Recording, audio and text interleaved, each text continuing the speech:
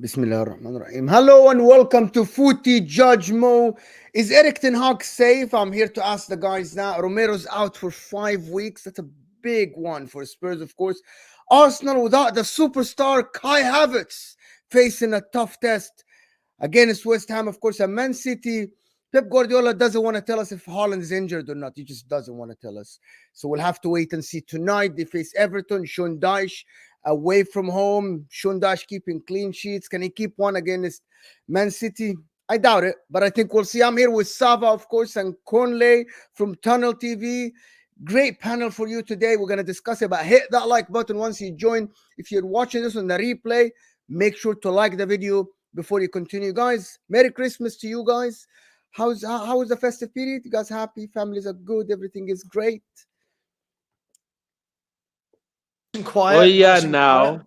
now my people, it's your dark skinned man from the motherland. If you didn't know before, today you go understand. Me, I'm shattered, exhausted, and I've had a great festive period so far. Dirty December is what it says on the tin. If you ever want to find out what that means, come to Lagos for December, and we shall spoil you from start to finish. So yeah, I'm in recovery mode right now.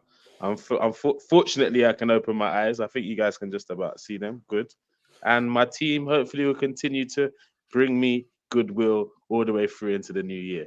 I'm excited, man. Big up the panel. Big up everyone in the comment section. Let's go, man. Sava good, family good, had a good Christmas time. Yeah, all good. My end. I don't have an opening as good as Kunle's. I don't have a monologue at the beginning, but yeah, I'm good. Very quiet. Eating too much like everyone else, and yeah, but football's gone mad, hasn't it? So glad to be back on the channel, man. And I hope you and your family had a good one, man. Yes. It's actually our anniversary and it's Christmas Day, actually. My Aww. wedding What'd you do? anniversary. What'd you do? We actually cooked a meal at home because everything is closed. You know that. Christmas Day. Oh, so you got the easy way out. Flipping Mm. it, mate. Hey. The Yeah, thought my that wife did a counts. One of them lot, ones. but yeah, it's fine. Yeah. Anyway, people, listen, hit that like button. Almost 100 people here right off the bat. So, listen, we all watched yesterday's game. Man United, a lot of people have said, oh, Ten Hag got it right the second half. Ten Hag did this, Ten Hag did that. And Hoyland scores, Rashford, and Christian Eriksen fixed it, and all this stuff. What do you guys think? Do you think, like, he got it right? Do you think this is a start of something? Or this is just one off and we're going to go back to Ah. the same? Do you know? Do you know what? Do you know what? It's an interesting one with Ten Hag because you after one win, you can never say it's a turning point with a Man U team. You have to see if it extends to a couple maybe because they have a habit of winning one week, losing the other week, then winning again. It's just a weird dynamic. And I was talking about this on another stream that Ten Hag's period reminds me a little bit of Unai Emery when he came to Arsenal. And what I mean by that is that it never really seems like they know what to do at the start of the game. Halfway through the game, they fix it, and then maybe they have a 20-minute period that wins them the game or something. But it just never seems to look like they know what they're doing to start a game. It's just so weird. But yeah, he turned things around, and at the end of the day, they didn't play that badly in the first half. To be, they definitely shouldn't have been 2-0 down. There was two stupid decisions in the set piece, and I think Garnacho played well. Hoyland got a goal. I mean, Man United fans, it's 3 points, so they should cheer, but I think they need to hold back a little bit before they say stuff like he's turned the corner. But you know me, Mo. I've always said Ten Hag has earned the right to at least last to the end of the season, even though you disagree. So I believe he still deserves that chance. Listen, I'm going to say something about tonight. Listen, it's a business, and I believe that the Premier League for the top six and probably the top half of the table, it's a business result. You win games, you earn your right for another chance. But the problem is Ten Hag is up and down. Every time we say he's done, he's out. He wins a couple of games, and then people say, "Yeah, you earned the right until the end of the season."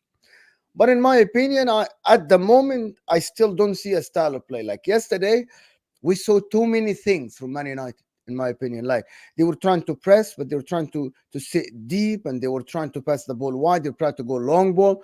Is that genius from him? I actually don't know. Like I'm watching Man United, and I don't know what the next. Like I'm watching Spurs, I'm watching Arsenal, I'm watching Man City, I'm watching even Liverpool. You know what's coming from these teams. When you're watching the game, there is a rhythm, there is a system, there is something that is happening on the pitch that you can point your finger and say, yeah, I saw this play happen 10 minutes ago. For Man United, I think like every period of the game is different. That can be a genius because that's how football was in the 90s and 2000s. You cannot, it's not a team having ball position or possession all the time. It was based on periods. Maybe Ten Hag is a 90s and 2000s coach. I don't know. I actually have no idea. SAVVA, you saw a system, you saw something, you saw positive signs. I mean, this yesterday summed up Man United in a nutshell, didn't it? It was half an hour in, everyone's talking about, right, he's definitely going to get sacked today, you know. And then Ten Hag has this habit of finding a win when needed. Look, I don't see any style of play from them. That's a lie. Man United, they're a counter-attacking team. I don't think it's a style of play for them, but I think that's where their joy comes from. When they try and go toe-to-toe with teams, they have not got it. They cannot keep hold of the football. They can't retain possession. When they go at teams quickly, Rashford, Højlund, Garnacho, there's a spark.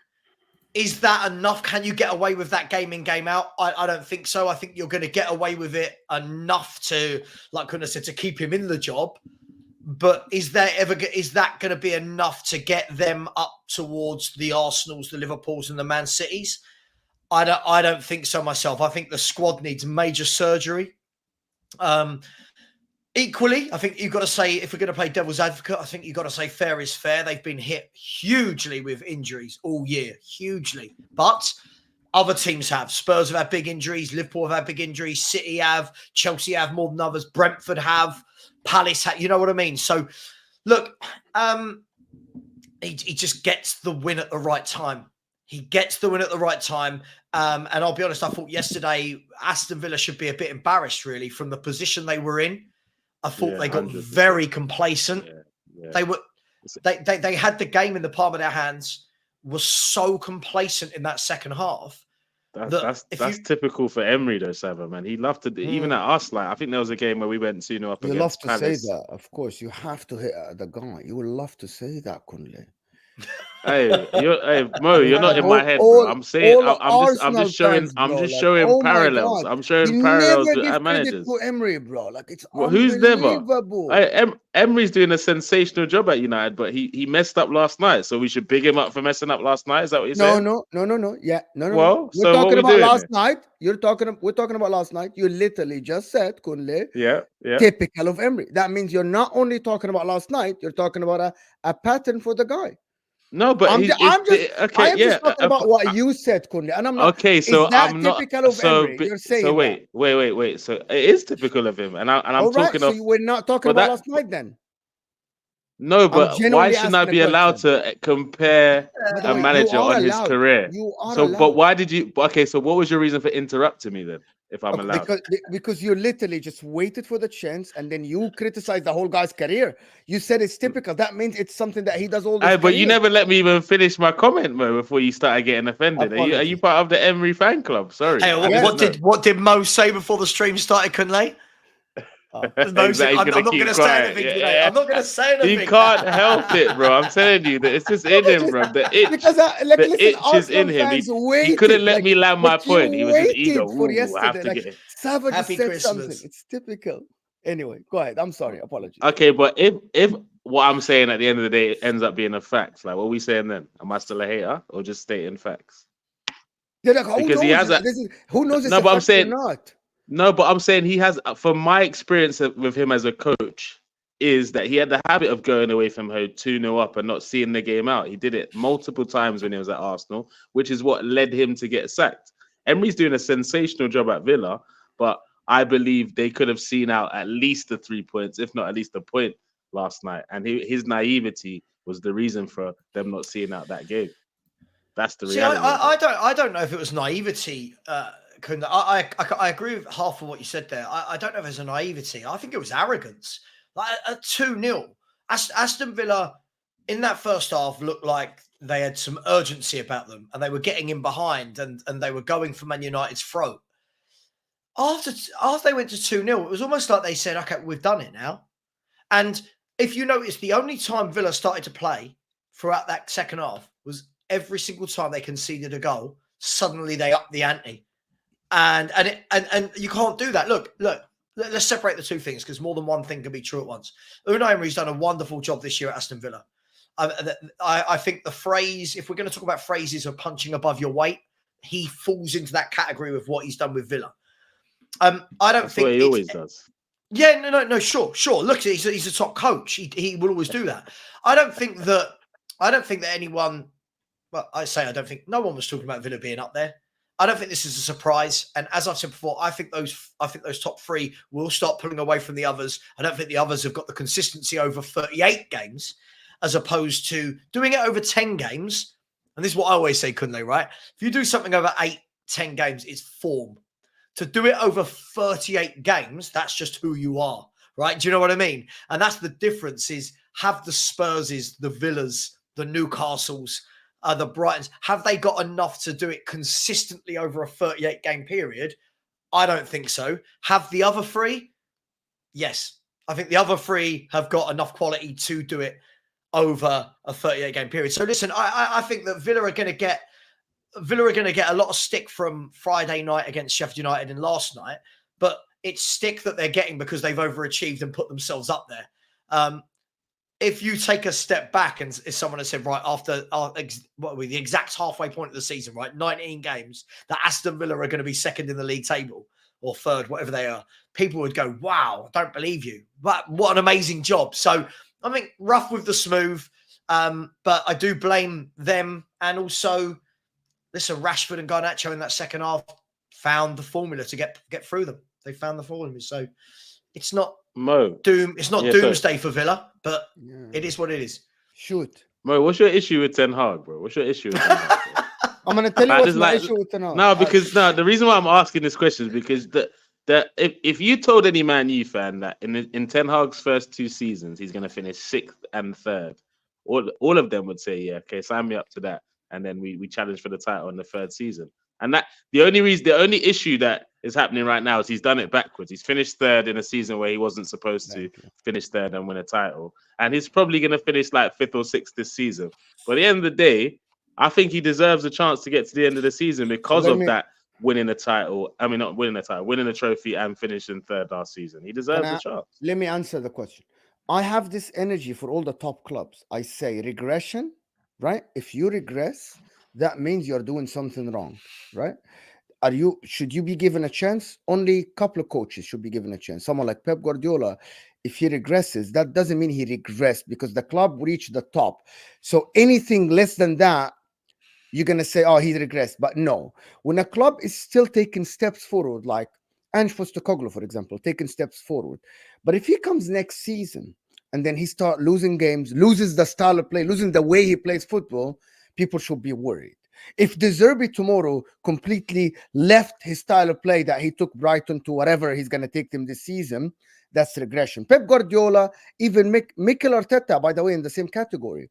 If Mikel Arteta completely collapses this year, finishes 5th or something, that's regression. Jurgen Klopp already won the Premier League, already won the Champions League. Pep Guardiola won a treble. So there is no regression here. There is a dip. So Erik ten Hag last year took a step in the right direction with Man United in terms of like they were great at home. They were winning games at home. Away from home, they needed to improve. So I thought this season they will improve, but they aren't. He completely collapsed, in my opinion, every single game. And even within the game, we see phases where players head down, where players are out of position, where he doesn't know what to do. Yes, the injuries hindered him, but Ange Postecoglou has injuries. Every time I'm watching Spurs, if you don't know the players, you wouldn't know that some players are injured. Yes, the abilities are different for some players. Ben Davies is different than Van de Ven, but they play the same way because that's his way. Did Zerbi the same? It doesn't matter who plays on the football. Pep Guardiola is the same. Even Jurgen Klopp, he tries to play the same. The problem with Ten Hag is that even with the injuries, I don't know what is Man United. If you ask me, I'm like, I'm not sure what is Man United. And like Ange Postecoglou, even by the way, even someone like Thomas Frank at Brentford, he has injuries, but you watch Brentford, you go to the game knowing they're going to do this. Yes, there are tweaks here and there. Man United are one of the only teams that we actually have no idea what is going to happen in the game. This is what I call Like, regression. doesn't that Kunle. make it so fun to watch, though, Mo? Do you get what I'm Yeah, saying? Like, it's sensational to watch, bro. That's amazing. Like, hey, tell me at the last that in Ollie's second season, that season where Ollie got sacked, how entertaining was Man United matches? Oh my god, I couldn't miss one. I'm like, what United are playing? What you never know? It could be 4-3, Yeah, for the 3-0. neutral. Like, For the yeah, neutral. I hope I answered your question, Kunle, with the right But one. I as hope the I answered your fan- question. yeah. Any Ten coach- Hag in to the world and back. Any bro. coach, Ten Hag in. which is, by the way, people think Arteta has credit in the bank. Yes, because you challenge. However, if you regress this season, a lot of Arsenal fans are like, well, you took us all these steps, and before you cross the line, or even before you cross the last step, you regressed to the beginning of the stairs. So why should we wait? That's what coaches Facts. have to be I hear it. treated at the top clubs. Otherwise, you do what Sheffield United did with Chris Wilder. They waited until they almost got relegated, and then they sacked him. You remember, he took them to ninth, he progressed, and then they. But you know what? These with so-called smaller clubs, with all due respect, they are not gonna finish top half of the table all the time. Like, it's gonna be 8th, 9th, and then it's gonna be 15th, blah blah blah. But for Man United, that cannot be the case. We cannot be sitting here and say, Erik ten Hag, you regressed, and then next season. So where are they gonna go next season? So where did Man U finish last year? Was it 4th or 3rd? Third. Okay, so Man United finished 3rd. Whatever way you lay this out, right? I don't care what club you are, unless you are a Crystal Palace or a not Burnley, they weren't in the league. Unless you're a Crystal Palace, unless you're a Wolves, that type of club that lose their best 3 or 4 players, and then you go, okay, well, 2 or 3 positions either way doesn't really matter. When you're Man United, you're right. You can't go from 3rd, then go and sign what was his number 1 choice goalkeeper, Mason Mount, who he wanted, Højlund, who was his number 1 striker, Amrabat, who they chased all summer. You know, you can't go and do all that and then go from 3rd. If you go from 3rd to 4th, it's like, okay, cool. That's competitive. If you go from 3rd to 6th to 7th to 8th, questions have to be asked. That's not Ten Hag. That's any top club, Yes. right?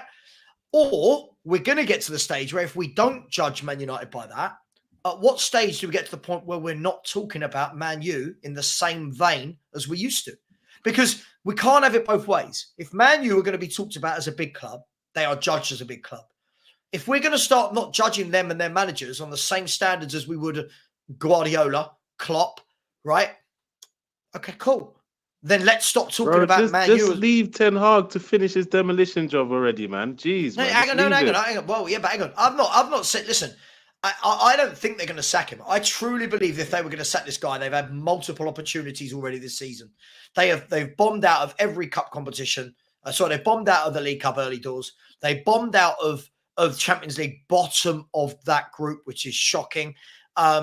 They've been poor in the league. If you look, other than last night, every team that they were beating, it was no disrespect, but it was a Luton, it was a Fulham, yeah. It was never a Tottenham, an Arsenal, a Liverpool, a City. So other than last night, this guy, by all intents purposes, at the moment is failing. Whatever his remit was failing. However, we don't know what that means for the second half of the season. If he has another second half like the first half and they finish, where are they? 6th, 7th? He's failed.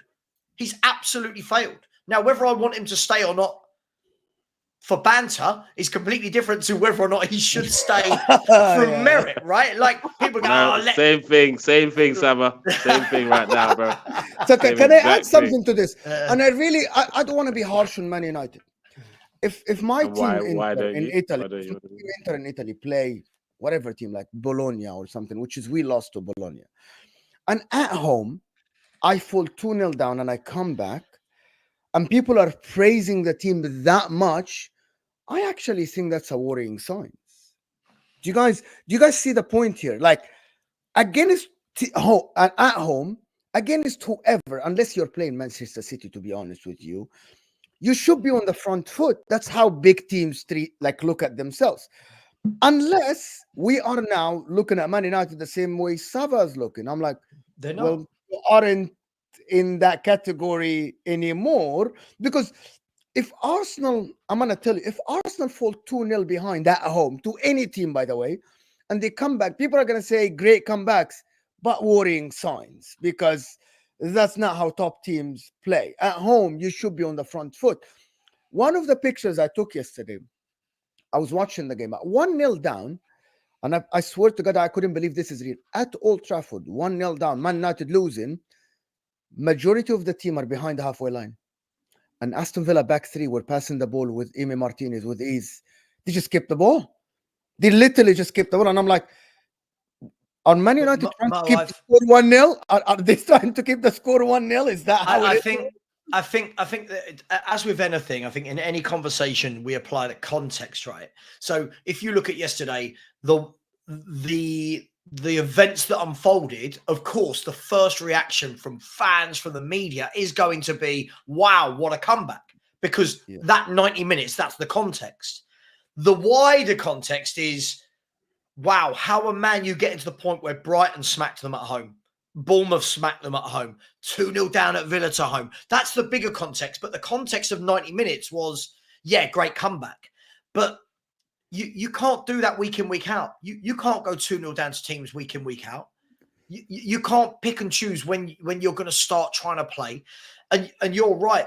The problem is even at 2-0 down, when you were saying that everyone was behind the ball or in their own half for Man United, Man U aren't set up as a team in terms of the personnel they've bought to be, for me, like I watch Arsenal. Arsenal are a possession-based football team. Arsenal will dominate that football in the midfield area. Even if the beautiful one-touch football isn't there, they're going to have most of the ball. Man City are going to have most of the football. Liverpool, Spurs, these teams will have, even when we're bad, we dominate the ball, right? Man U aren't set up that way. Man U have put their team with lots of young, quick players, and the players they've got in the middle of the park, Casemiro's, Amrabat's, McTominay's, these aren't, okay, give me the ball. I like having the ball. I can take my time on it. I'll slow the game down. That's not them. That's not their style of play. So I don't know what Man U are doing to round all this off. I don't know where Man U are going as a football club. Let me put up a comment. Let me put up a comment for and I want KUNLE to respond. So Z, I respect all my viewers and I respect your opinion and everything. So you cannot be on the front foot and still be 2-0 down. No, you can't. Especially at home, Z. Z, come on, brother. Come on, bro. My man. Z, come on, Let me just tell you something. It's not only that you were 2-0 down with 2 counter attacks or something. 58% ball position for Aston Villa. At that time, they completed probably 1.5 time of Man United passes. Aston Villa were so comfortable, right? Man United tried to break the high line, but I thought Aston Villa were playing at home. It looked like they were playing at home. No, for sure. This is ridiculous, that because this is a you get into your feelings because we are criticizing Man United, because I know what Man United fans want. You guys want us to sit here and praise the fantastic, amazing comeback. The adrenaline is gone yesterday. Now this is more like we're thinking about what happened in the game. This is the inquest, right? This is how did you fall 2-0 behind? Context is a wonderful thing in football. Emotions within 90 minutes are very different to emotions the next day when everyone lets the dust settle, right? That's natural. Listen, I don't think anyone's saying Man U didn't do well to come back, but give United their credit. 2-0 down. 100%. Yes, they shouldn't have been there. Played a good game. Yeah. Yes. Give them credit. But I think what we're seeing from Z, and I like Z as a poster, but Z, I think if you take your Man United hat off and that bias drops, I think you'll realize what we're saying is not having a pop at Man United. We're just kind of analysing where they are at the moment as a club. Yeah. I think you're all over the place. SAVVA, you're spot on, because this United thing and Mo, you're actually right. You're right, because I remember there was a year. I don't know what year it was. I'm right. You're right. You find me. Because I remember there was a time, I can't remember what year it was specifically, that there was a specific shift in how teams were looking at Arsenal when they were coming to face them. It was just, I just felt different, because I went from winning league titles, challenging all that, and I just felt every time, even me at the start of games, I was nervous. I just look, oh, it's another one of those, and it could be anyone. It could literally be anyone, and I believe that's where Man U are right now. And the reason why Z wants extra praise is because he knows it. He knows that they're there. So no, what I mean by that is he knows that they're at a position where they're not the formidable force that we've looked at them from the Fergie years anymore, and we should be able to praise their little victories, like mini wins, like going 2-0 down and winning 3-2 at home. We should be able to praise them for that because that's where they are right now. The mini victories, Man United, that's where they are. They're not the body of work, consistently, go 8 games in a row winning. They're not there, unfortunately. So if they were there, I hear it. If they were there, KUNLE, they wouldn't need the praise for coming back and winning that game. Right? Exactly. They'll just this is the tick thing, that right? off and keep moving, literally. I'm a big believer in this. And Mo, you've probably heard me say this before, right? We've streamed together quite a lot. I'm a big believer, whether or not it's a player, KUNLE, right? Whether it's a player, a manager, a football club, right? If you're gonna, not you, the royal you, if you're going to praise a player, a club, or a manager, yeah, remember you've done it. Because if you put people at that pedestal, then people want to knock you down from that pedestal because you're not hitting those expectations. That's on you. So, for example, when people call every player world class, right? Cool. If you want to call a player world class that I don't think is, great, do it. I've got no business telling you who is and who isn't. When that player isn't playing well, I'm asking the question. You told me they were world class. Why aren't they delivering? I didn't say they were world class. I'm not expecting anything from them. You are. And that's what I think a lot of fans can't do with their own football club, is they want to talk about them in glowing references and then wonder why everyone else looks at them and goes, well, and don't give them the same standards. Yeah. Like what I love, right, is I've learned to appreciate this loads and loads. Is when I see people in the chat straight away, if I talk about another club, they go, but Spurs. So, say what you want about Spurs. I'm not sitting here blowing smoke up their arse. Do you know what I mean? I'm not here telling the world we're the best team. So I think Man United fans deep down know what Man U are not what they were, right? I think Man U have got no identity at the moment. And I think because of that, you're going to get wins, draws, and losses regularly. Whereas the bigger clubs, I think you're going to have more wins, a couple of draws, and a sporadic loss. And that's the difference. You can go on runs of like 5 wins in a row, 6 wins in a row. United can't really. They're not there yet. That's the difference. Yeah. Moving on from Man United, but guys, about 300 people here. We're not even on 100 likes. Here you go. Mark. Okay, Mark, I'll get to your comment. I love it. Yesterday, brilliant. Mark wanted me so bad yesterday to say that Spurs are in a title race. And I'm like, okay, I'm going to wait for Saturday tomorrow. Like he's tried to get me to say it all year. You're never, Mo, I'll ask you, have you and KUNLE heard me ever say Spurs are in a title race? No. Right. I will not say it. No. Right. I will not say it because you know what? Title race for me isn't now. A title race, let's get to the last 10 games of the season and see who stood the test of time. I think Villa are going to fall away. I think Spurs are going to fall away, and it will be the big boys. So that's just my opinion. Guys, I'm stuck with that. I swear, over 300 people here. Can we get the likes up a little bit? The like button. Just let me explain because a lot of people don't know. The like button is the only way this video is going to go to more viewers. We'll get more people here. I'm on the way to 8K now. Like I'm only, I think, 200 away from 8K. So hit that like button. It's easy. The like button is underneath your live chat. It doesn't cost you a penny, but it helps the channel massively. So hit that like button. Moving on to the title race. And I'm going to have it general. We don't know if Haaland is out. Man City going to Everton. And I want to speak about this particular game. We look at Sean Dyche and how he set up his team lately. Do we think Man City are going to have it easy or they're going to struggle against Sean Dyche today? Everton, by the way, if I'm not mistaken, Everton have kept clean sheets at home for the last like 3-4 games, if I'm not mistaken. Am I wrong here? I think you're right. And to be honest, there's nobody that outside the rivalry teams, there's no team I hate more than Everton. And it's not because there's any sort of animosity against. I'm just so annoyed that it seems like since I've been alive and I'm watching football, every season they're fighting for relegation, and it's fucking frustrating. Just every year now, there'll always be relegation battle now. What's going on? And I thought last year they're finally gonna be relegated, but it didn't happen. Then they gave them a little 10-point deduction to give them a chance for it happening. And to be fair, since then, they've reacted so well that even though I hate them, I'm like, do you know what? You got to respect what they're doing right now, because they could have been like on their ass and thinking, oh, we're doomed already. But they've really reacted really well. And big up Daesh. His football is still anti-football and stinks up the place every week.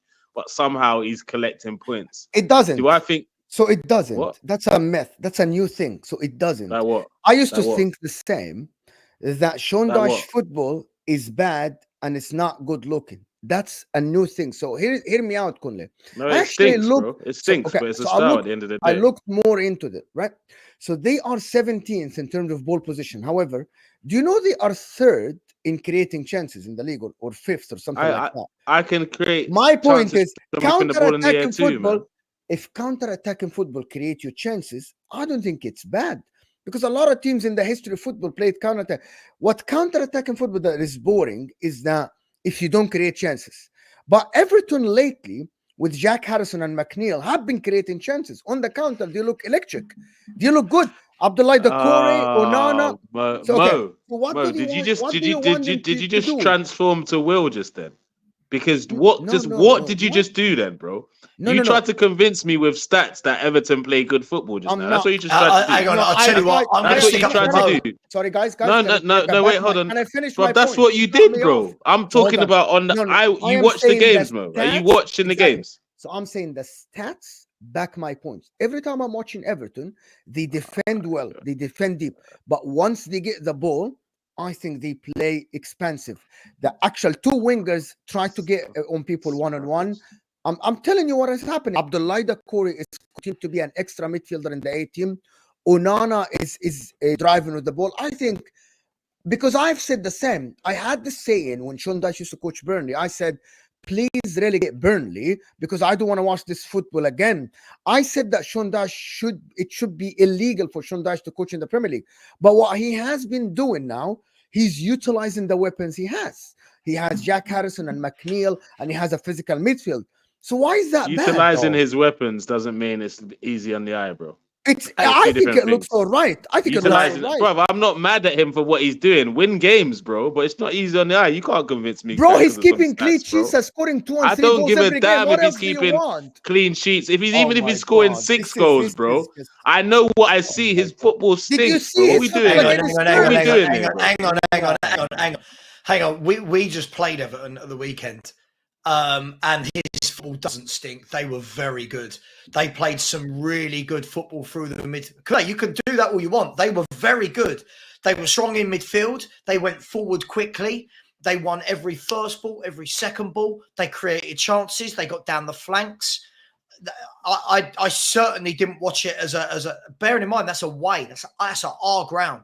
I didn't watch it and think, oh my God, he's stinking the place out. They were good. I think most Spurs fans who are honest will tell you the same thing. We were very lucky to come away with 3 points. But to say, listen, I'm not saying they do that every game, but there's been games this year I've watched and I thought, all right, Everton are doing what they need to. And other games I've seen where you think, actually, they're playing some football. I think it's harsh to just say it's a blanket, oh, they play rubbish football. It's like when people say that about Atletico Madrid. I hear that all the time. That I'm not bringing them into the argument, but people always say, Simeone's Atletico Madrid, they're really boring to watch. Well, clearly people don't watch them play. Like, they're a good football team, but they also can shut up shop when they need to and play defensive. So I think it's a bit harsh to say that tell me 2 other games they played well, because talking about the Spurs game, it's easy to look against Spurs because you lot concede chances. That's what you lot do. Hang on. Whoa, chances, man. Every team looks good against you. KUNLE. See, now we're getting to that point of being silly again. Not every team. No, it's not silly. Hang on, not every team in history, but it's easy to look good against you. Let me finish. No, but it's not easy to look good against us. Name me 5 teams who have looked good against us this season. Wolves, Chelsea, Manchester United, Liverpool. Hang on. Bro, what are we talking about? What? Hang on. If are we gonna say Chelsea? No, you talk, but no, you talk. Yeah, they did look good against you. Hang on, let me. Savva, can I clear something? Before you answer him, what do you mean? We do this thing again where no one can finish this. No, hold on. Savva, KUNLE, before you answer him, Savva, KUNLE, what do you mean they look good against Spurs? Can we just clarify this so we can answer you? What do you mean, KUNLE, they good against Spurs. What do you mean when you say a team, everyone is easy to look good? What does that mean, KUNLE? Okay, in the context that SAVVA was talking about how Everton created chances and the way they played their football against Spurs, I've seen Luton do the same thing in terms of look good and create multiple chances against Spurs, bro. But it's not a thing. Like, No. Very good. No, but chances, so KUNLE. So no. but that's how I'm explaining it. If that's not how you heard it, we're talking about two different things. Luton created chances against us. Didn't look good against us. Nah, right? They look good against you, bro. They didn't look good. No, they didn't look good against us. Luton hit us on the counter-attack. You don't believe they did, but I do. So no. Agree to disagree, innit? No, sorry. They agree to disagree. No, that's how it works, bro. That's how it works, bro. There's no facts. There's no facts here. It's opinions, bro. So it's agree to disagree. Yeah, but you're not letting everyone else talk, KUNLE. Do you know what I mean? Like this is a difficult thing. I've watched every Spurs game this season, and to say everyone looks good against us, that simply isn't true. Whether a team has picked points off us is a different matter. Not everyone's looked good against us at all. In any way, shape or form has everyone looked good. Man United had a patch against us where they looked good. They had a spell within the game. The rest of the game, were they looked what? Were they looked what? Hang on. Good. Hang on. KUNLE, let me finish, man. KUNLE, you got to stop. You got to let me finish, right? Man United had a spell in the game where they looked good. They weren't good against us for the game. We battered them for nearly an hour. We were all over them. They looked awful for most of the game against us. Everton, played well against us from the 30th minute to the end. West Ham snuck the win against us. They didn't look good against us. We were all over them.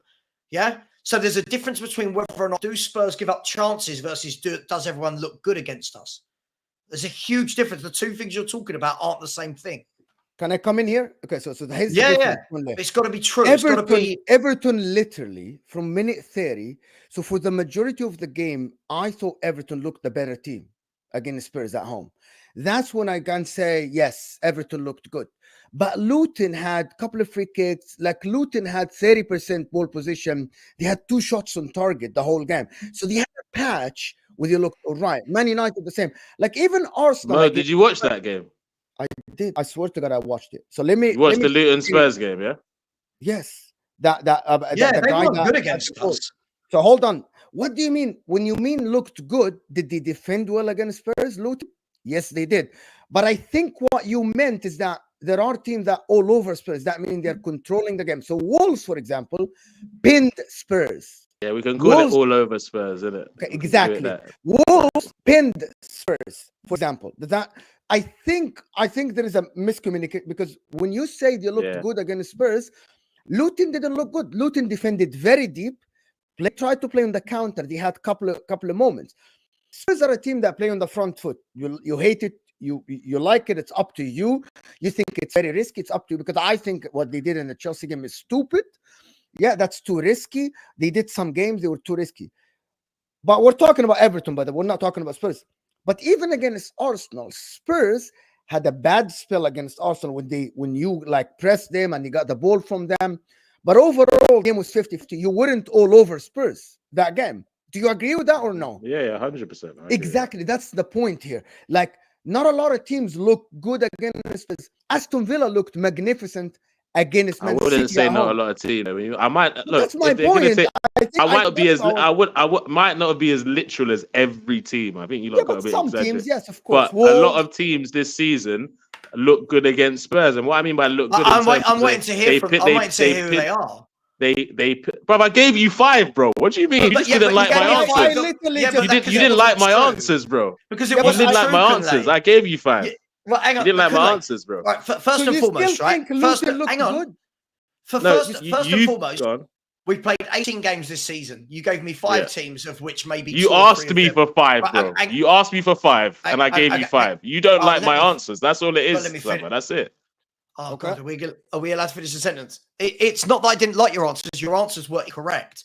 Luton in whose eyes, bro? In whose eyes? Who's ticked or crossed that? But SAVVA, who's ticked or crossed that you're right and I'm wrong? Nobody has. So therefore, they're opinions. That's what I'm saying. You're saying it's not factually right. Who is right or wrong? None of us. If you watch Tottenham versus Luton, right? Tell me why they looked really good against us. I'm really interested to know. What did they do to look really good against us? Me and Most went through it, bro. I don't know if you were still here when Okay, when but you listened. Me and Mo went through it. So why are we going through it again? Okay, because Luton had nowhere near the amount of shots Tottenham had in that game, had hardly any possession in that game, played against 10 men for nearly an hour of that game, right? They look like they could score at any time they attacked you. No, at any time. That's not true. Anytime they attacked you, like they look like they could score. They were wasteful in their decision making, but they looked like they could score. They had 2 shots on goal. They had 2 shots on goal, and they looked like they could score every time they went forward. That's not true. If you make bad decisions, then you don't score the goal, bro. That's how it works. This is KUNLE. I want to move on. I want to move on from this point because I think we would disagree. I'm going to ask you a question, KUNLE, about Liverpool yesterday that looked exactly the same. Do you think Burnley looked like they were going to score every time they attacked Liverpool? Did you watch the game yesterday? No, I didn't watch the game. I didn't watch the game. Okay, so I'm going to ask SAVVA this question because I want to reach somewhere with Liverpool. Did you feel that Burnley can score a goal at 1-0 every time yesterday?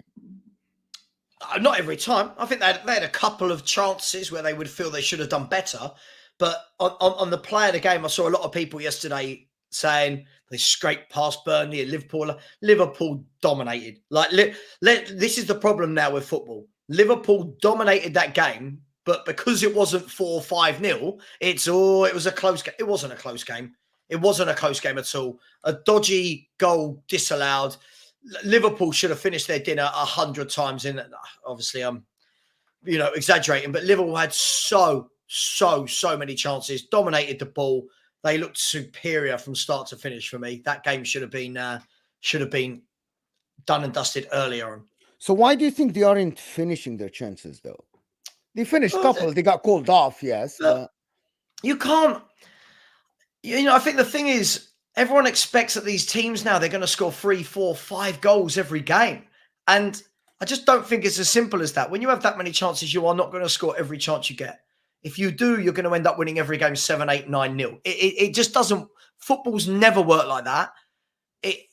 Man City in their pomp. Yeah, sometimes they'll stick 4 or 5 past you. Other games, they might get 2. You can't score every game. You can't score loads of goals every game. It just doesn't work like that. They're human beings. I wanted to ask both of you about a player for Liverpool because I had this discussion. Listen, guys, 400 people here. Can we get the likes up a little bit to 200 likes?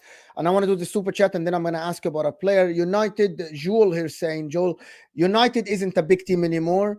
You wish. Okay, he's asking. He said, you wish. If your streams were about the beautiful football by Inter or Spurs, you would have no views, clicks, or likes. Be grateful. Okay, thank you for your super chat.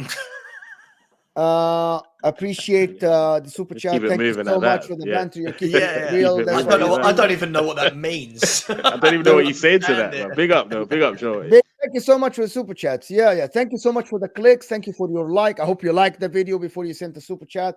And thank you so much for supporting the channel. Appreciate you. If you want to send us a question for real, yeah, we're talking about Man United because you still have one of the biggest fan bases in the world.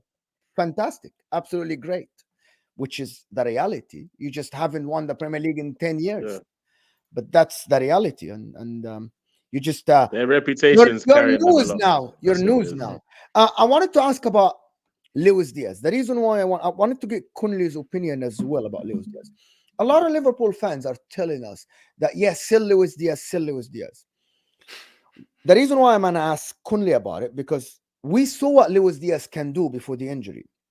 Similar to we saw what Martinelli can do. The fact that Martinelli is having a dip now, do we have like, oh my God, sell Martinelli, he isn't good enough? Do we think Luis Diaz deserves to stay at Liverpool to go back to his best? Or because he is having a bad spell, now, yeah, you're not good for Liverpool, let's just sell the guy?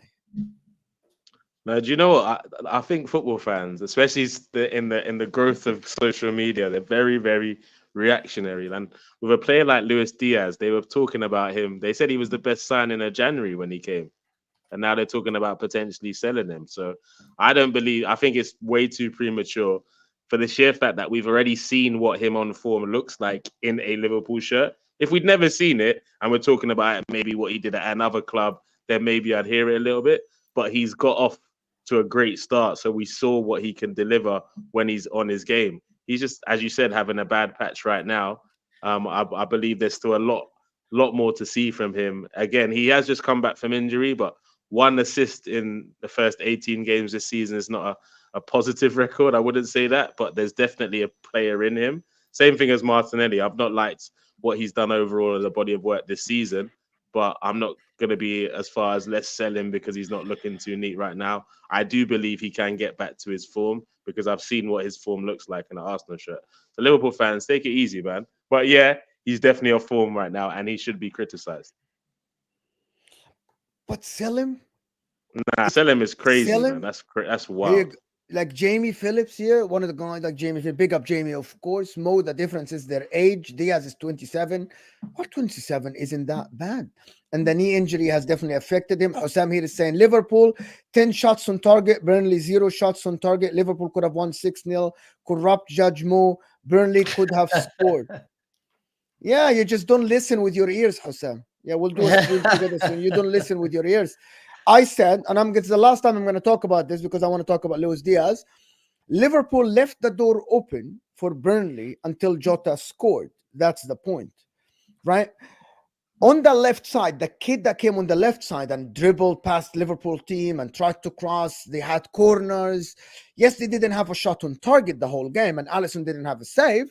But I feel that Liverpool should have killed off the game earlier than this. That's what I mean. And you want to do the stats? It's up to you. Yes, you scored 2 goals. Rightly, they were chopped off, in my opinion. But at the end, you scored at the end of the game. You kept it 1-0 until the end. That's the reality. Corrupt judge in the chat. But yeah, SAVVA, Luis Diaz situation, because I've seen streams about him. I've seen people like overreacting or not overreacting if you think they are not overreacting, if you think they should panic about it. Do you know what? KUNLE and I don't always agree, but when we do, I think we massively agree. I think that the terminology KUNLE used just now was perfect in terms of saying like the kind of what he said, the resurgence of social media and the growth of social media has made everything ridiculous. I know you didn't use the word ridiculous. I am. I see Eddie Howe, let's sack him. Oh, Jesus Christ. Luis Diaz, let's sell him. Martinelli, listen, it's like what? Like, hang on. Right. Football used to be a game where a manager wasn't under pressure after 7 games where he's had 2 brilliant years, right? Like Eddie Howe has had 2 phenomenal years. Let's now move it to, I know it was about Luis Diaz. Luis Diaz is a very good footballer who's not in form. It's allowed. It's allowed to not be in form, right? Look, there are certain footballers that more often than not in their career are on form. Ronaldo's, Messi's, Iniesta's, Xavi. These people, they're the best in the world because they are always in form. Luis Diaz is a very good footballer, but he's always going to be a confidence player and a form player. I think you could apply that to 90% of the league if we're going to be brutally honest. But it's a dangerous precedent to set, to start talking about should a player be sold because they're not in form. Does that mean that every time a player isn't in form, we talk about selling them? Does that mean every time a manager like Eddie Howe wins 1 in 7, we talk about sacking them? Guardiola's won 1 in 6. Sack him. Right? It's crazy, right? It's absolutely crazy. Luis Diaz, for me, I think Liverpool have got it perfect. And what I mean by that is Liverpool have got themselves to the point where they've got Núñez, Diaz, Gakpo, Salah, Jota. The beauty of having 5 of them, the beauty of having those 5 is you can afford for 1 or 2 of them to not be firing on all cylinders all the time. You can afford that. Liverpool did it perfectly yesterday. 1 comes off, Jota goes on, Jota scores the goal. I don't see the issue.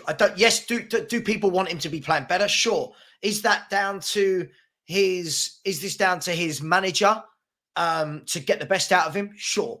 But we don't know what's going on there.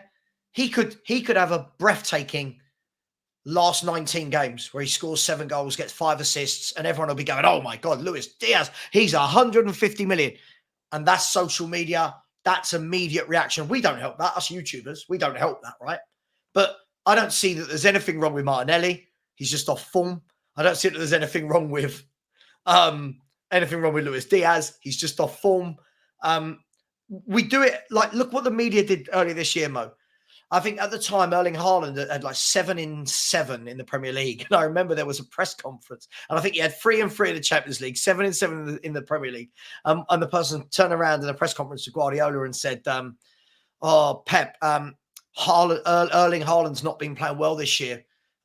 What's that down to? And Pep Guardiola said, he's averaging a goal a game. Like, I don't know what do you want me to say? Like, so I don't think there's anything in it. I think that everyone needs to relax, and unless it goes on, unless it's a year and a half. But like KUNLE said, you've seen what Diaz can do. You've seen what he can do. So I think people need to relax, let him get his form back, and let him be part of a 5. Ask about Liverpool, KUNLE. Do you think this Liverpool football is sustainable to actually challenge for the league, especially after the draw against Man United and the draw against Arsenal, though? Look, I'd say the actual style of play, something needs to change for them to win the league. But with the know-how and the mentality of their manager, they're always going to be in with a chance. But I don't believe the way they've started the season, they can continue and win the league. But the same thing as in terms of us, if we continue how we've been playing, I don't think we can win the league either, even though we are ahead currently. So it's a bit of a mad one right now. As the way both teams need to change something. And I also think both teams need to do something in January to really consolidate. The Man City need to change things as well.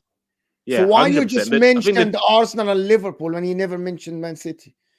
Because we're all trying to do these things to beat right. City. They're the treble winners. Okay. So yeah, they're still the favourites. That's why. But you are sure that Man City will change things? Yeah, 100%. Because it's because they got the best player in the world, Pep Guardiola. He's the most important signing in the world anyone could have.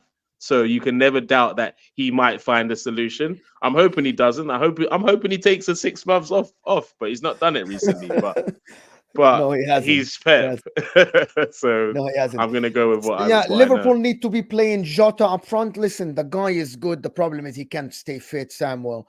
That's the problem. But I believe Jota is a top player for Liverpool, in my opinion. He just needs to be a little bit more consistent, because I believe the guy can offer Liverpool a lot, in my opinion. Mo, can I go just say, I think all 3 of them, right? And look, Mo, hopefully you remember beginning of the season, I've not changed my mind on any of this on my top 3. Yep. I've not changed my mind. I've said City from Liverpool from Arsenal. That's what I've gone with. People can attack me for it. That's what I'm going with. All 3 of them need to do bits in this window. All 3 of them. Now, in this window, I think all 3 of them need to do bits in this window. But do you know what? I can say this till the cows come home on every stream I've ever been on. Yeah. League titles aren't won in November or October or December. Yeah, it's all about now which team can configure themselves right for the last 18, 19 games of the season. Right? City have form doing it. Can they do it again? Liverpool, they've done it before. Can they do it again?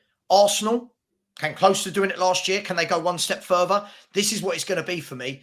Who does the tweaks? Whose manager can get them going for the last bit? And for me, I've said before, I think those 3 will. I think those 3 will so which manager do you think will do the right tweaks? Pep. No, look. That's an easy answer. Look. I'm not saying the others. I'm not saying the others can't. The thing is with football, it's ever moving. This all depends on injuries, suspensions, form, signings that you make. This depends on so much. But the only reason I say, we've seen Pep do it before with this squad. We've seen him do it. But Arsenal and Liverpool are right there. However, what I will say is tonight, I'm sure we're going to talk about it in a minute, tonight is an absolutely massive game for Man City. Massive game for Man City. They win it, they're right there with the boy. They're right there with the other 2, right? With games in hand. Lose it. What if they don't? Yes. Lose it, and they're just giving themselves more of a mountain to climb. So, listen, big couple of games coming up. Arsenal tomorrow night, Man City tonight. Big games coming up. Spurs away at Brighton. Can we hang on the coattails? So I think it's going to be interesting. But I've always been taught this, Mo. I've always seen it. It's always been true of every season. Nothing's won this side of the year. Nothing's won. Yeah, I think nothing's won. I saw a stat that actually only 20% of the teams that won the league over the past 20 years were top at Christmas. Only 20%. This is very strange. Someone actually shared that on Twitter, and and I checked it. It's actually true. Not a lot of teams that be top on Christmas do win the league. The majority actually don't. Well, I think look, there's a difference, Mo, isn't there, between being top. Look, let's call it for what it is, and hopefully KUNLE agrees with me on this, right? Let's call it for what it is. We're talking about the elite level of football here. This is as high as it goes in this country, the Premier League, right? This is the elite, the top 3 title race, whatever, top 4 title race. This is as high as it goes. There's pressure for all these different teams. There is a pressure when you are top and being chased. There's a different pressure when you are behind and chasing, right? That's why a lot of teams, they can go top, stay in top. That's a different matter. And we talk about it all the time. Getting over the line is not easy to do.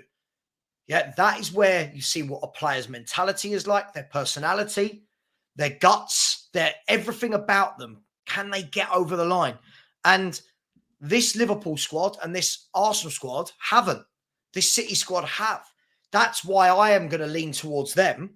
But that could change very quickly. If Man City get to 10 games off the top and they're 10 points behind, I'm going to change my mind, obviously. But I still fancy them to win this league title for me. Yeah, and for me, they are still favorites until they aren't, in my opinion. And until I go to February or something, I see them 10 points behind. I see Arsenal winning games regularly, convincingly. I see Liverpool the same. And it's just that we're talking about Arsenal now. Kai Havertz isn't there. I know KUNLE is working. But Kai Havertz isn't there.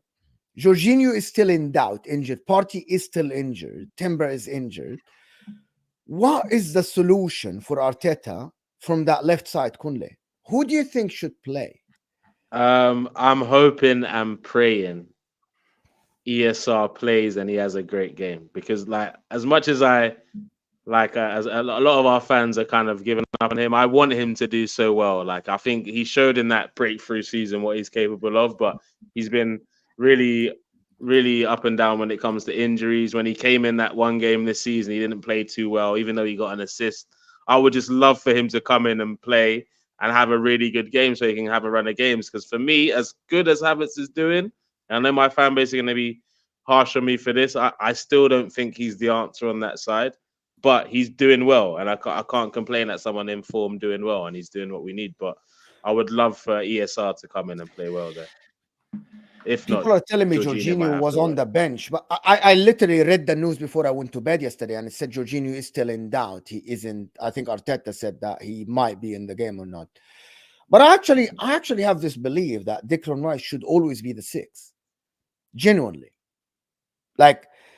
For me, I always say that if a player is giving you a 9 out of 10 or an 8 out of 10 every game at a position, you work around that player. Do not change the position of this player for him to give you a 7. Declan Rice isn't an 8.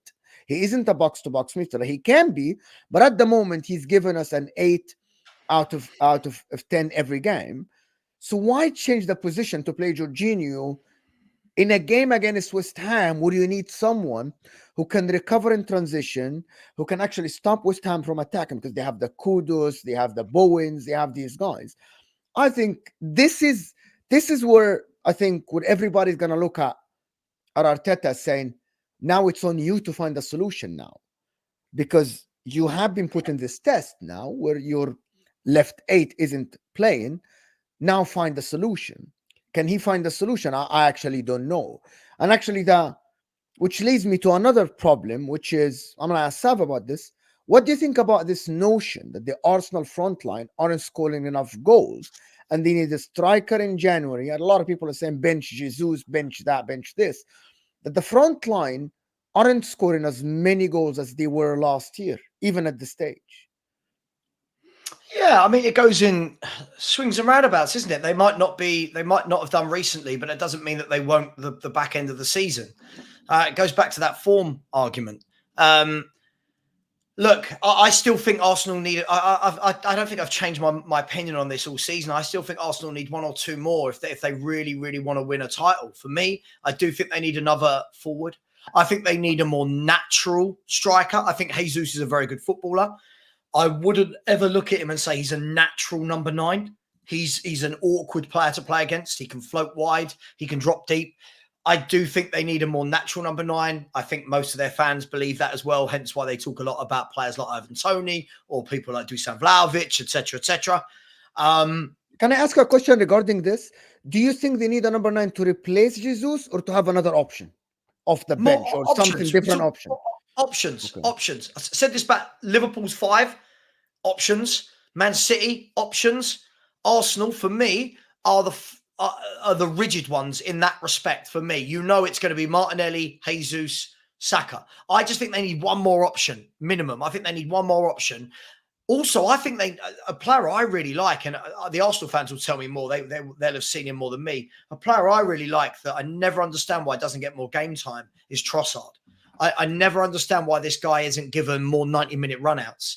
But from a striker aspect, I do think that whether or not it's this window or next window, I do think Arsenal need another more orthodox number 9, so to speak. I think the other clubs have got one. I don't think Arsenal have. But I do think Martinelli and Saka and that will find their shooting boots again soon. They're good players. Good players come back to form. They will come back to form. When someone's in the chat saying to me, disagrees Savva Trossard is inconsistent, my argument would be, well, if a player isn't playing consistently, how can they be consistent? It's very difficult to judge a player that gets 20 minutes here, 30 minutes there. Like Martinelli, for example, if we're going to use him in Trossard's position, just play along with me, right? If we're going to say that, Martinelli plays come rain or shine. It's easy for us to turn around and go, he's in form or he's not. Right? Because consistently he's playing 70, 80, 90 minutes. Trossard's not playing regularly for us to turn around and go, he's inconsistent. So how can we say, I think we need to see that, right? You need to see players play. I don't think Arsenal are a million miles away. I really don't. I need to ask a question, both of you. I need to ask a question, both of you, because I got into this argument. Do you believe that Arsenal at the moment can attract top talent knowing that they aren't going to be starters? What I mean by that is that if you ask someone like Jarrod Bowen or Ivan Toney to go to Arsenal to battle for their place in a team that hasn't won titles, yes, do you think that's something that Arsenal can do? Or do you think if Ivan Toney, because the other way of this question is that, do you think if Ivan Toney comes in and Gabriel Jesus sits on the bench to be an option, do you think that's something that Arsenal at the moment can do? Or they need to go down a little bit and not attract these top talents? Top talents, what I mean is that someone like Jarrod Bowen, who is now considered the top talent in the UK, Ivan Toney. Do you think Arsenal in the position of attracting this type of talent to just come in and be an option? Who are you asking? Anyone. Look, personally, I believe it's more of like a mentality thing. Because if we had to sign an Ivan Toney, I would believe if he does agree to come to Arsenal, he's coming with the mindset of, yeah, I might be coming in as an option, but my goal is to be the number 1 in it.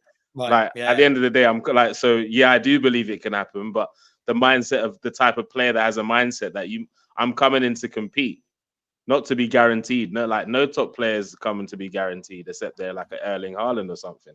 So I do believe we can attract the type of talent to compete for that starting berth, even if they do have to sit on the bench to start things off. They should have the confidence that they can get into the starting lineup. That's the type of mindset. One of the main things I said that, because a lot of people said that one of the best replacements for Saka is Jarrod Bowen, and I said, how are you going to go and convince Jarrod Bowen to come and sit on the bench for Saka that we know he's not going to be benched on a team? The only, I think, team in the world that is allowed to do that now is, okay, not allowed, is that they can do that is Manchester City. And Manchester City can go to a player and say, you know what, come in, battle for your place. And if you want to make it here, you just do that. But Jarrod Bowen, if you ask Jarrod Bowen to come in and sit on the bench for Saka for a chance to prove themselves, they would say, why? I'm a starter for West Ham. I won a European trophy. I think they wouldn't agree. And by the way, I'll say the same for my club, for Inter. I'll say the same for Spurs. Because I asked, last point is that I asked actually Rak, who's a Liverpool fan, I said, do you believe that Jarrod Bowen might go to Liverpool knowing that Salah will renew for 2-3 years and he will sit on the bench waiting for a chance. He said no.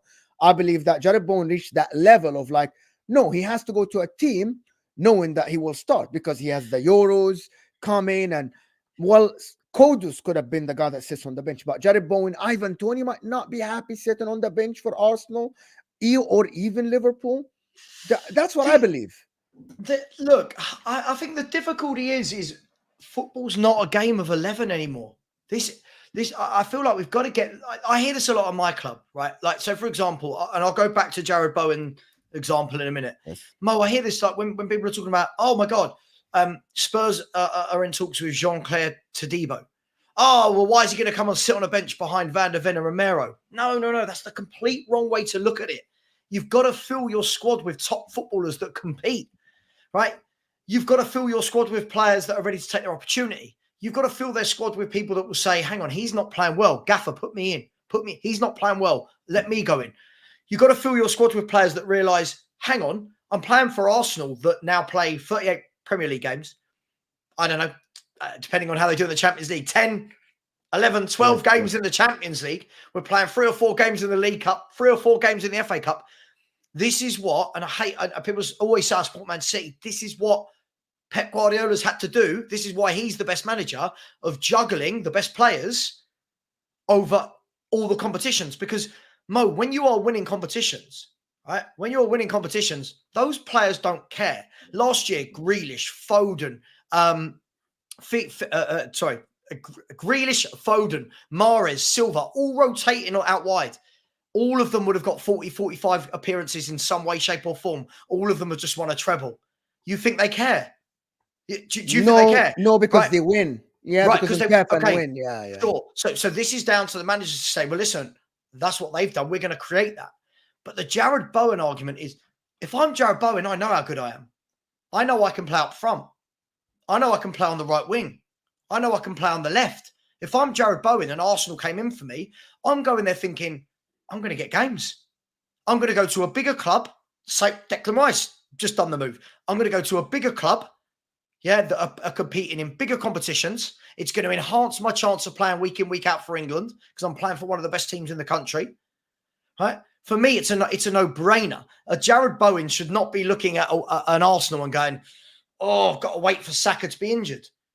If he's that good, 100%. If he's that good, I can start for these boys. I can push Saka all the way. Saka is the manager's favorite. Come on, you guys know that. Yeah, it doesn't matter, but when my chance comes, comes, bro. You get me? I gotta grab it. Yeah, that's why. Why not play them together? But bro, you're asking about. No, but you're asking me if there was a different player that you asked me about. You're asking me about a player that plays at West Ham and a player that plays at Brentford. If you maybe give me some other examples that players play other clubs, then maybe Jared Bowen plays for West Ham, bro. Like, but of course he's coming to Arsenal, bro. He's coming to Arsenal, bro. He's coming to Arsenal, no matter what. With West Ham, it does not matter. He's coming to Arsenal, bro. So let me tell you, I'm gonna give you the. If Arsenal come in for Jared Bowen, he's coming to Arsenal. Give you a That's what I'm trying to tell you. I'm gonna give you a statement, and that statement will tell you exactly what I mean. Okay. A player sits on the bench for City might be chosen for the England squad, but a player sitting on the bench for Arsenal, apart from, and don't give me Maguire because he's favorite for, might be. Yeah, but that's an example, though. No. But I'm not only talking. Okay, so I'm not only talking about an the example England is an squad. Example, bro. No. I'm not only talking about the England squad. I'm talking about in general. A player sitting on the bench for Man City might go to his national team. A player sitting on the bench for Inter, Arsenal, even Liverpool might not go to the national team. Do you think that's true?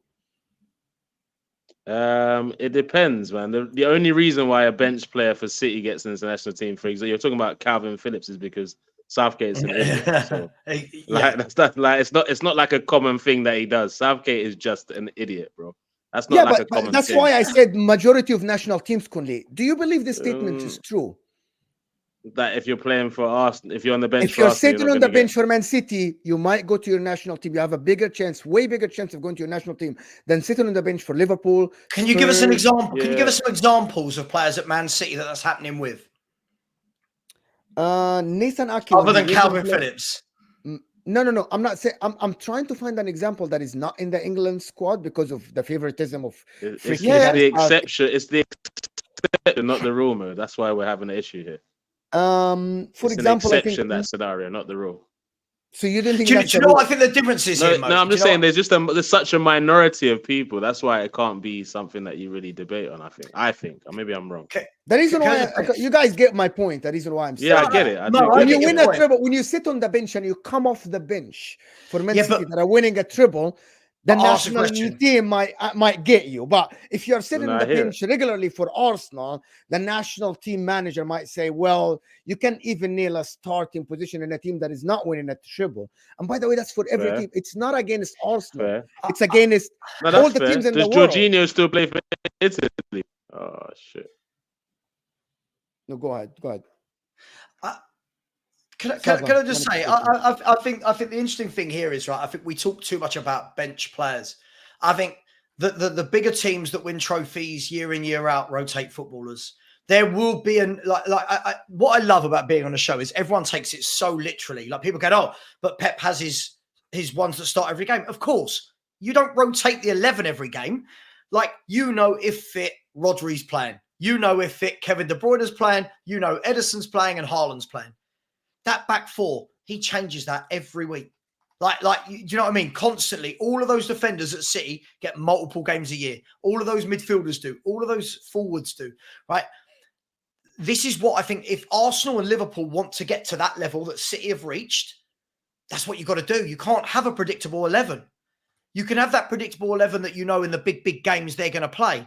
Yep. But week in, week out, you can't just have 11. So for me, I think if you listen, I don't know Jared Bowen personally, and I think a lot of people pretending they do know him makes me laugh. Like, oh, he wouldn't do that. You don't know that. If Man City or Liverpool, right? Let's be brutally honest. If Man City, Liverpool, or Arsenal this summer, Mo, turned around and went to West Ham, right? I don't know. There's 80 million. I don't know. I'm not going to get whatever number the number is. If the magic number is 80 million, they turn around and go 80 million, Jared Bowen, and West Ham go, yes, we accept. You think Jared Bowen's going to turn around and go, I don't want to play for Man City, Arsenal, or Liverpool? It's just nonsense. Of course he's going to want to go to one of the big clubs. They all do. Look at Declan Rice. Boom. Straight away move. Declan Rice was guaranteed. My point is, of course, Arsenal, Man City, Liverpool, even United, they are bigger than West Ham. It's just about the starting position. The last point of this, like 2 minutes, SAVVA, please, about Spurs. When do we take Spurs seriously? 36 points with injuries, though. Romero's out for 5 weeks. I don't know how is that going to affect the results. Yeah, 36 points. You're sitting fourth. You have a chance tomorrow to bypass Aston Villa if you score 2 goals or more. Yeah, You're playing Brighton, an absolutely very, very tough game, but I think they will play into your hands as well. Richarlison is scoring goals now. When do you think we should take Spurs seriously? Not seriously in terms of winning the title, seriously in terms of like, yes, this is a project that can win titles in the future. That is not just a fluke. I'm glad you added that at the end, because I think I've seen people say it's a fluke. I've seen it. I think if we take away the whole, I'm so bored of the title challenge thing. I think Spurs fans that want that pressure of a title challenge, fine, but like I can see like Mark in the chat saying we are title contenders, cool. But if we fall away massively, that means he's done a bad job, right? Because you're telling the world we're title contenders. So I just relax on that. To get to your point, Mo, I think the key thing is that I think people should be taking us seriously in terms of what we're trying to do, what we're implementing. I think if anyone has seriously watched what Postecoglou is doing, Spurs are a good team. But Mo, I've said this to you all year. We still have a lot of building to do. This isn't a case of, oh, we started well this season, we're the finished article. I think this still needs 3, 4, 5 transfer windows. There's a lot of crap that we need to get out of, right? There's a lot of crap that we need to get out. There's a lot of depth that we need to buy. I don't go into this, oh, boo-hoo, feel sorry for us, we've got injuries. Who hasn't? Who hasn't got injuries, right? I don't do that. Do you know what I look at when people are talking about, oh no, Romero's out, Van der Ven's out? All right, maybe we should have bought another centre-half when we needed one, right? That's bad planning for me. You didn't buy another centre-half. You kind of reap what you sow, if I'm being brutally honest. Spurs are a very good team. that if anyone takes off their bias against Spurs, they can see what we're implementing. But it's the Spurs fans that are going way over the top, way too quickly, that are making other fan bases hate us because they're telling them we're in a title race. We can win a title. Okay, cool. When we don't know, remember that. And all of this nonsense, like Mark in the chat, honestly, he's the reason why Spurs fans are hated. Not him single-handedly, fans like him. Our injuries are worse than other clubs. No, they're not. No, they're not. Look at Chelsea, Man United's injury list. Look at Brentford's injury list. Spurs isn't worse. The difference is Spurs, it's happened to 2 or 3 of our top players at once. That's life. That's life. Man City right now are playing without Haaland and De Bruyne. Better than anything Spurs have got. But no one's going to let Man City use that as an excuse because you know what? That's why you build a squad. So for me, we're a very good team, but people want everything now, Mo. Now. It's the now culture. Let him build it. These fans, they're the fans that say to me, Mo, that I don't back the manager. I back the manager, Mo. I'm just not expecting miracles from him in year 1. Like, let him have a few years. Let him get rid of some of the deadwood, bring in new players, right? And then we see where we go. Not we're in a title race. I mean, there's no proof we're in a title race. There's no proof of it at all, right? Because if we lose to Brighton tomorrow night, I'm not saying we will, but if we lost to Brighton tomorrow, what's the excuse from those Spurs fans that are talking about a title race, Mo? Injuries. Injury, right? Okay. But you're playing Brighton away. Brighton haven't lost to any top team away. At home, Listen, Brighton are a decent team. I think Spurs are guaranteed Europe. Would you agree with me? Spurs are guaranteed Europe. Can I give you my take on Spurs? Which is going to be go for it, man. Go for it. It's different. When I saw Spurs in the beginning with James Maddison, Van de Ven, I said, especially in the first 10 games, I said, I see no signs of Spurs slowing down. Are they going to win the title? I felt that they don't have the experience to do it. So they're going to fall short. Especially the run in at the end of the season is very tough for Spurs. But I saw no signs of Spurs slowing down unless injuries happen. And it's very unfortunate that all the injuries happened in one game when Romero got the red card and Van de Ven, Madison, and Udogie as well. That's very unfortunate. That doesn't happen a lot. I said, now, and your manager was a little bit naive. And I said that, like, he has one style of play. It's who we are, mate, and all this bullshit that he says. But I see him now evolving. What I mean evolving, like sometimes he sits back. Sometimes he gives the opposition the ball. Sometimes he changes the approach for the game. And that's a sign of someone who is mature and wants to learn and knows now that the Premier League is in the Scottish League or whatever other league he was playing at, that there are teams that will get at you. If you keep pressing and playing a high line, you'll get punished. So I believe that Spurs at the moment, if you get your injuries back, I think you'll play a major role in this title race in terms of not winning it, but in deciding who might win it. Actually. And I believe that until I see the injuries back, I will say that Spurs, you are in a battle for top 4 with Aston Villa. And I believe at the moment, I would still tip Aston Villa to be a little bit, just because the injuries, now that Romero's out for 5 weeks, which is a lot of time. We saw what happened when Eric Dyer came on the pitch last game. It was dire.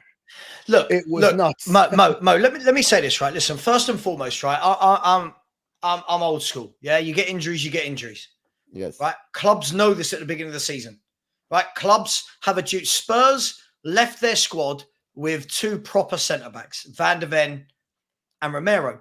And when fans like me, it's not just me, there's loads of fans like me, right, that said everyone's getting carried away because when we get some injuries, we will drop, right? Those fans going, and what happened? We got injuries and we dropped. You know what, Mo? You're going to get injuries. You need to be really lucky to go through an entire season with no injuries, right? The difference is other clubs have had loads of injuries, right? All right, maybe it didn't all happen in one game, but Newcastle at one point the other week, I saw that Newcastle had like 13 or 14 first-team players. They had a whole team injured. And they had like 5 teenagers on the bench. It's you've got to take the rough with the smooth. And this is why when people are saying, if you said to me, Mo, right, everyone's first 11 is going to play 38 games a season. Where are you going to finish in the league? They're never going to get injured, right? Now we've got a different conversation as where I think Spurs will finish. But the Premier League isn't decided by your first 11. Your Premier League's decided about, okay, Romero's out injured. Who are you sliding in? Liverpool could have Matip out injured. Konate slides in, right? Now they're bringing through Kwanzaa into the first team as well. Liverpool, the midfield, you look at them, you think they've got Soboslai, McAllister, they have Gravenberch, they have Curtis Jones, they have Harvey Elliott, Thiago's coming back, Endo, right. They've got players. Spurs are very much, right, you take James Maddison out, right, there's your playmaker gone. You take your centre-half out, right, you've now got Emerson Royal or Eric Dyer at the back. Hence why I said, I think it's too soon. I think it's too soon. I can't say it anymore. City, Liverpool, Arsenal, the rest. And I think Spurs will get Europe. We will definitely get Europe, whether it's Europa League or Champions League. That's the big question for me. Yeah. Listen, people, this was absolutely one of the best shows, a brilliant show. KUNLE had to go, and SAVVA here stayed with me. Of course, Football Heritage TV, go support the guys. They're doing a great job, fantastic job, absolutely brilliant. Every day, streaming every day, putting all the effort, putting all the work. Perchi and SAVVA, of course, and Tunnel TV Media. Absolutely brilliant content as well. Both are in the description, so please give them that. Please give them a subscription. Like the video before you go. Stay on this video. It will take you to Husam's stream where he does it with he talks with Tom. So of course do that. Of course, it's absolutely great, a great show. On tonight, 11:15 UK time, we'll have a brilliant panel. We'll react to the Man City game. We'll have Hamza, we'll have Nina from Chelsea Fan TV. Alex, of course, is going to be here. Vator is going to be here. And we're going to have a brilliant show for you. Thank you for everybody that's supporting the channel on the way to 8K. Appreciate you guys. And we'll see you guys soon. And we're out of here, people. Thank you.